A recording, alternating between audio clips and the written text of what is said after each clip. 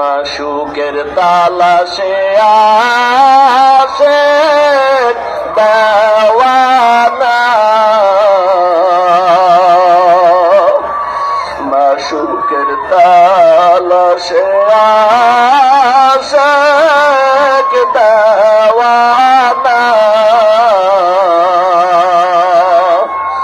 আশিকের মন মাশুক বিনে বুঝে না, আশিকের মন মাশুক বিনে বুঝে না, সিনাকে বা নাইতে মাওলাকে না নিয়ে যদি বাড়ি যাও জীবনটা বড় বৃথা হয়ে যাবে। ওরে চোখের বাণী ছেড়ে আমার মালিকের ডাকো, আমার মালিকের না, মালিকের কুদরত সামনে আমার মালিকের কুদরতের ঘেরান, এই মাওলার আসে একজনের সিনার আগুনার একজনের সিনায় লাগাও। আল্লাহ এই ময়দানের বরকত আমাকেও দান করেন, আপনার মারিফতের নূর সিনায় দান করেন। আয় আল্লাহ তাআলা দুনিয়ার মোহাব্বত অন্তর থেকে দূর করিয়া। আপনি কি ঘুমান না? খাদিজা বলেন, ইয়া রাসূলুল্লাহ, আমি জানি আপনার মা নাই, আপনার বাবাও নাই। আমি খাদিজা দুইজন স্বামী বিদায়ের পরে আপনার ঘরে আছি। ওরে আপনার মা যদি থাকতেন আপনাকে বাহিরে রেখে ঘুমাইতেন না। আপনার মায়ের আদর পান নাই, বাবার মোহাব্বত আপনি পান নাই। আমি খাদিজা এগুলো মনে করে আমি ঘুমাই না। রহমতের নবী এসে কখন আমার ঘরে এসে ডাক দিবেন। যদি নবী কষ্ট পেয়ে যায় আমি খাদিজার জিন্দেগি বরবাদ হয়ে যাবে।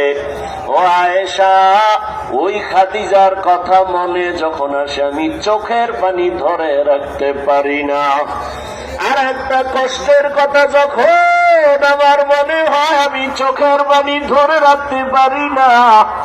কালেমার দাওয়াতের জন্য আমি যখন হেঁটে হেঁটে তায়েফের ময়দানে হাজির, ওই তায়েফের ময়দানে যাইয়া কালেমার দাওয়াত দেওয়ার জন্য হাজির, ওই তায়েফের কাফের বেঈমানেরা বাচ্চাগুলো আমার উপরে যখন ঝাঁপায়া পড়লো, লেলিয়ে দিল। তায়েফের ময়দানের কাফেরের বাচ্চাগুলো পাথর মেরে মেরে আমার রক্ত ঝরায়।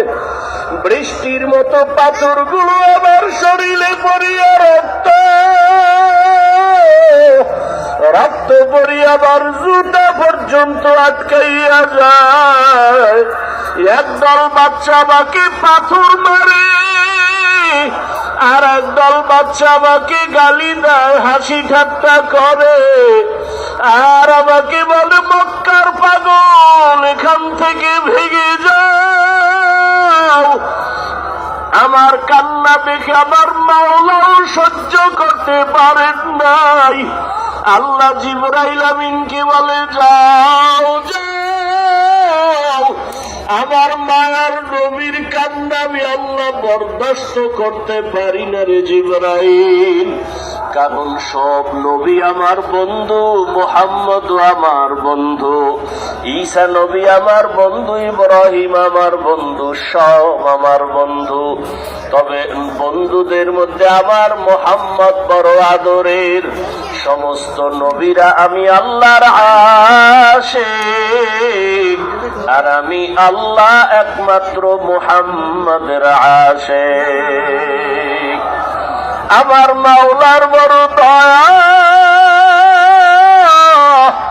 আল্লাহ পাক জিবরাইলের পাঠায় কয়, যাও তায়েফের জমিন উল্টাইয়া দাও। আমার নবীরে যারা কষ্ট দেয় ওদের বাঁচাইয়া রাখিয়া লাভ নাই। আমার আল্লাহর অর্ডার পেয়ে জিবরাইল এসে বলে, ইয়া রাসূলুল্লাহ, তায়েফের জমিনের মানুষ উল্টায় দেই। নবী বলেন, না ভাই জিবরাইল, ওদের মারবা না। ওরা আমাকে চিনে না, জানে না যে আমি কে। ওরা যদি জানে আমি কেমন ইয়াতীম, আমার মা নাই, বাবা নাই, আমি বড় কষ্টে জীবন কাটাইতেছি, ওদের হেদায়েতের দোয়া করি, ওদেরকে মারিও না। ও আয়েশা, যখন আমার তায়েফের কষ্টের কথা মনে পড়ে আমি আর সহ্য করতে পারি না। আর একটা দুঃখ আর কষ্ট যখন আমার মনে আসে আমি ভয়ে কান্না করি। আম্মা জান বলেন, সেটা কি? বলে, হাসরের ময়দানের ভয়ঙ্কর হালাত। এমন অবস্থা হবে, জমিনটা হয়ে যাবে তামার। সূর্যের গরমে মানুষের মাথার মগজগুলো টাস টাস করে ফেটে যাবে। হাসরের ময়দানে জাহান্নামের আওয়াজ। জাহান্নাম বলবে, আল্লাহ, বেনামাজি গুলো কই, আমারে দাও। ওই সময় নবীরা পর্যন্ত কান্না করবেন, আমার উম্মতের উপায় কি হবে? এই ভয় আমি কান্না করি, আমার উম্মতের কেমন হালাত হবে। দুনিয়াতে সূর্যের গরম সহ্য করা যায় না, বেতের বাড়ি সহ্য করা যায় না, গুনাহগারের জাহান্নামের আগুনের গরম বড় ভয়ঙ্কর। আমার নবী উম্মতের হালাতের কথা চিন্তা করে কান্না করেন।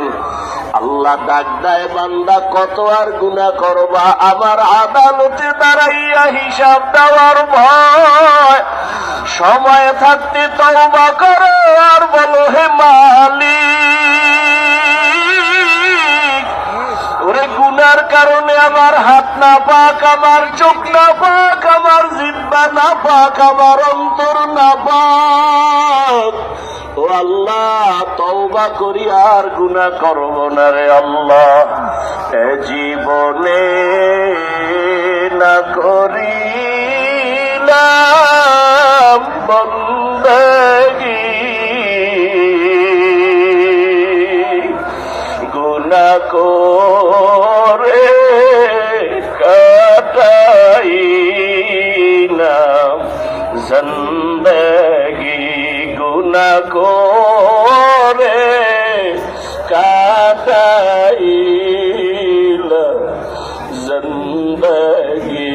তওবা করে আবার তওবা ভাঙিলাম, তওবা করে আবার তওবা ভাঙিলাম। অবশেষে খাঁটি তওবা করিলাম, অবশেষে খাঁটি তওবা করিলাম। সকলেরই দরজা হইতে ফিরিয়া সকলেরই দরজা হইতে ফিরিয়া আপনারও দরজায় রইলাম তাকায়া। আপনি যদি মাফ না করেন বান্দারে, আপনি যদি মাফ না করেন